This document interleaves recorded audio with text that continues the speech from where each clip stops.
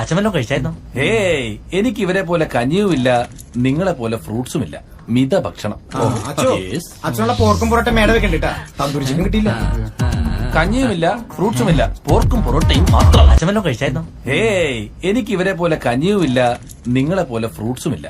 മിത ഭക്ഷണം. അച്ഛനുള്ള പോർക്കും പൊറോട്ട മേട വെക്കണ്ടിട്ടാ. തന്തൂരി ചിക്കൻ കിട്ടിയില്ല. കഞ്ഞിയുമില്ല, ഫ്രൂട്ട്സുമില്ല, പോർക്കും പൊറോട്ടയും മാത്രം.